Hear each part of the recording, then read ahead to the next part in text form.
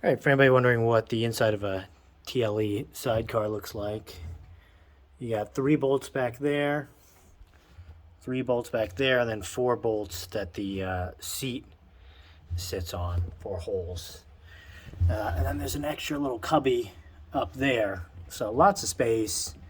And what I've done is I added, heavy gauge mounting loops, and then these uh, basically lifeline, whatever, climbing things, good for like 5,000 pounds. So this should be good for a dog. I took the seat out, and I'll show you the issue. So you get to this seat, and the problem is I had to do some finessing. Here's the seat. It goes like that, and then it's got a lock or a hitch on the back. The issue is, over time or whatever, they're using a bolt in there without any sort of backing, which is under the pad.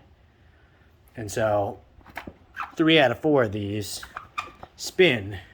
So when you try to take the seat off, and they've painted over the threads, as soon as you start getting any resistance, the bolt and the nut at the end to release the seat from underneath just spins. So it was a real bitch. Had to cut a few. There's plenty of bolt length, but what I think I'm going to do is either open up the sides, pull the old bolt out, use something better with a head that'll catch, or put new bolts in, really get these down, use some permanent Loctite or something, and then maybe create a way. Maybe create a way so that you'd have access to put a wrench on this or something like that. In an ideal world, I'd love to use bolts that would go through and have a rubber washer or rubber sort of bouncy thing from the underside, and then use a heavy duty cotter pin. That way you could really pull the seat quickly if you wanted. Because in an ideal world, if you had a dog in here, you'd want his bed to go there. And so I got these adjustable things. This one's a little long now because before it had a snake under the seat.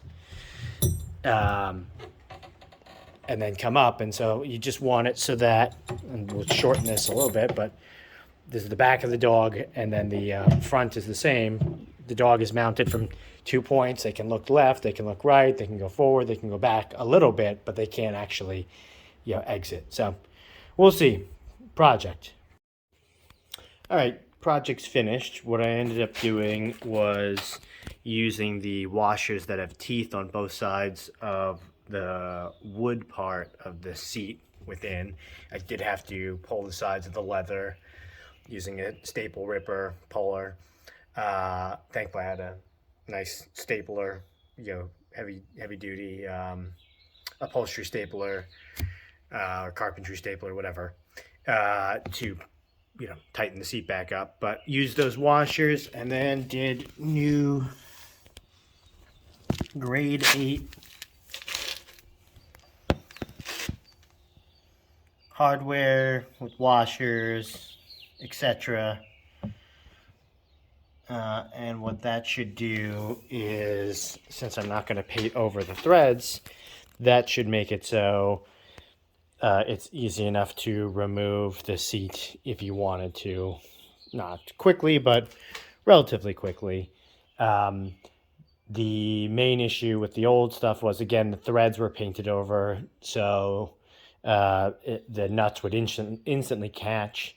And even and the hardware was actually of poor quality, so that if you slotted the nut so that you could try to hold it with a screwdriver or something like that, it would just kind of shred and come to pieces. So new hardware, grade 8 stuff, should last the rest of the lifetime of this. And then, downsize the carbiners that attach to the dog, because these big ones were kind of heavy. especially for a smaller dog. These are light, but these are still good up to, I think, like 2,000 pounds or something like that. And so, and then normally I have the weights in here. So I have a third strap that goes across that, when tightened up, that just keeps the weights from bouncing if you hit a big pothole, stuff like that. So, cool. Hope this was helpful.